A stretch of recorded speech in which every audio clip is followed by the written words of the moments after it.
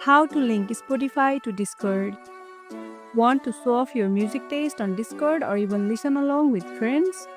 Today I will show you how to link your Spotify account to Discord in just a few quick steps. Let's get started. First things first, launch the Discord app on your phone or computer and log in. Now go to user settings. Click the gear icon next to your username at the bottom left corner of your desktop. In the sidebar or menu, select Connections. You will see a bunch of apps you can link to Discord. Click or tap the Spotify icon. You will be redirected to a Spotify login page. Log into your Spotify account, then authorize a connection with Discord. Your Spotify is now linked.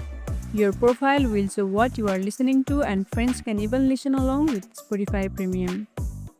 And that's it. Now your Discord friends can vibe with your playlist or join in your music session. If you found this tutorial helpful, don't forget to like this video, subscribe and tap the bell icon so you never miss an update. See you in the next one.